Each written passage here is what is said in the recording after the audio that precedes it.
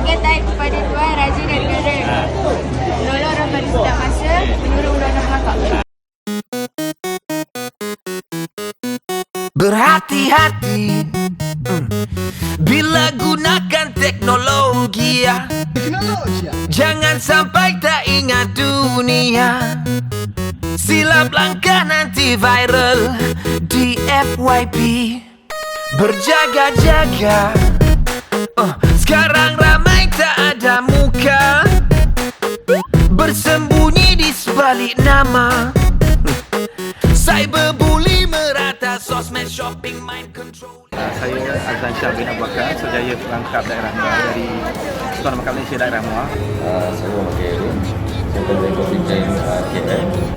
Nama saya Nurul Iman, berasal pada Mesin. Jadi saya Cikgu Amirah Fadilah Bukit Azmi daripada SMK Seisa Batu Pahat. Jadi hari ini kami ada conference stand antarabangsa lah yang dijalankan selama 3 hari. Antaranya ialah tentang nombor IC, gambar IC kita, nombor password akaun kita, kemudian alamat rumah kita. Telefon, Okey. IC, alamat rumah dengan gambar. Alamat rumah, jika ada individu yang berniat jahat, so mereka boleh mengetahui di mana lokasi kita dan akhirnya akan berlaku sedikit kegiatan jenayah tersebut. Dalam diri saya ini semakin berleluasa daripada peringkat kanak-kanak dan dewasa. Antaranya yang skema telefon dalam telefon kita, kita jawab ramailah yang terkorban duit kan. Ada juga daripada Facebook yang mana dia tipu barang tu tak wujud tapi kata wujud, so kita dah bayar. Yang kita tengok ini yang seluruh Malaysia pun kalau negara pun ada juga sampai dalam kes bunuh diri tekanan. Okey, jadi nasihat saya, kalau tak betul-betul jelas, kita jangan belilah barang-barang.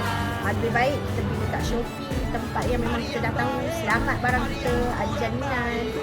Dan pada saya lebih baik untuk kita beli dekat orang yang memang kita dah kenal. Macam tempat sekarang ni pun perintah teknologi. Jadi kami lebih pemantauan pada KMC lah sebagai keluarga kedekatan dengan yang tidak elok dekat terlalu yang agresif di komen pun perlu foto juga supaya dia tak melakukan terkadang perlu juga dengan orang dewasa. Ingat, internet selamat, tanggungjawab semua. Ambil yang baik, buang yang kurang baik.